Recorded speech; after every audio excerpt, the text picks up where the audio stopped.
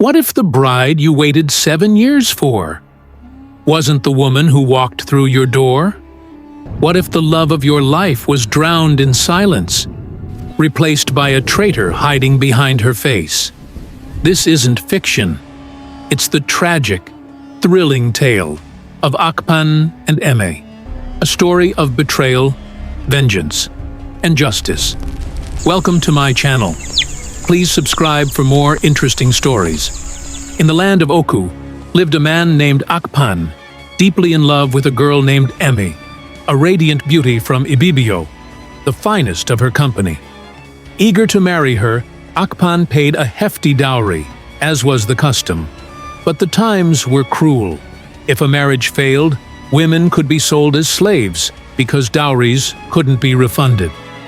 As per tradition, Emma was placed in a fatting house, a ritual of beauty, growth, and preparation for marriage. Akpan waited patiently and told her parents to send Emma when she was ready. They agreed. 7 long years passed. But then, temptation struck. Emme's rich father saw another girl, a stunning maiden fresh from the fatting house, being sold into slavery. He bought her, not for himself, but as a handmaiden for his daughter. The next day, Emme set off to her husband's house. Her little sister, longing to join, begged their mother for permission and tagged along. The slave girl carried the gifts and clothes, unaware to all she had deadly intentions. Akpan's home was a full day's journey away. As the trio neared the town, they stopped by a beautiful spring, the town's drinking water source, sacred and forbidden for bathing. But Emma didn't know that. Near the water, hiding beneath its surface, lived a water juju spirit, and the slave girl knew this. She had a wicked plan. She encouraged Emme to bathe near the hole, then shoved her into the water, where she vanished, swallowed by the juju's lair. The younger sister cried in horror, but the slave girl hissed, "Cry again, and I'll throw you in after her."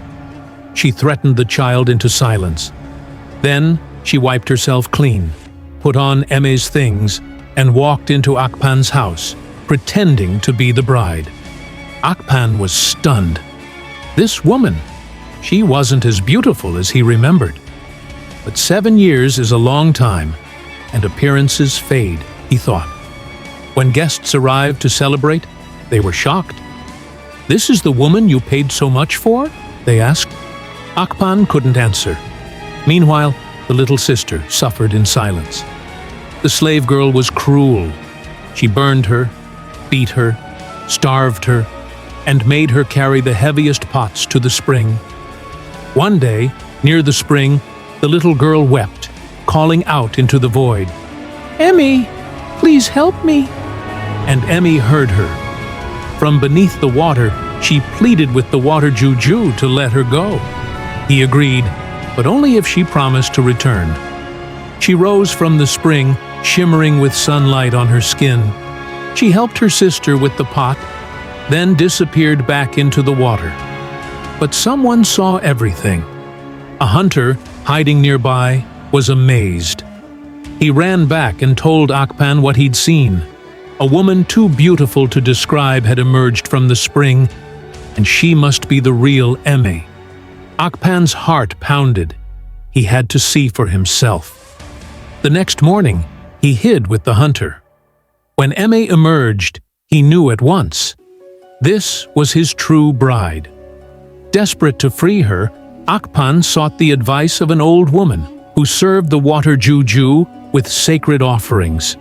She told him what was needed: a white slave, a white goat, a white chicken, white cloth, and a basket of eggs. Akpan obeyed. On the juju's sacred day, the old woman performed the sacrifice. The slave, the animals, and the offerings were all thrown into the hole. The very next dawn, Emme emerged from the water, alive, free, and radiant. The old woman took her to her home and sent word to Akpan, but made sure the impostor slave remained clueless. Akpan rushed to the house. Emma embraced him, Before we return, but asked one thing, the girl who betrayed "Bring me you my must face sister." justice. The hunter found the little girl and brought her to Emme. They embraced tearfully. Then came the plan. The little girl would go back and provoke the slave woman. And she did. She shouted, "You're a wicked woman. You're just a slave. My sister is alive, and you'll be punished." Enraged, the slave girl snatched a burning stick and chased her. She burst into the old woman's house and froze. There stood Emme, the woman she thought she had killed. Her face went pale, her secret exposed. The whole truth came out. Akpan confronted her. She had no words. The people were summoned to a great celebration. There, Akpan revealed what the impostor had done. Emme was restored as his wife, but justice had its turn. Emme treated the slave girl as she had treated her sister, burning her, starving her, and humiliating her. Eventually, the impostor was tied to a tree and left to die. And ever since that day, no man in their land marries a girl without seeing her come out of the fatting house himself, lest tragedy strike again. This was a tale of love, betrayal, and revenge that lives on to this day as a chilling reminder. Truth may drown for a while, but it always rises.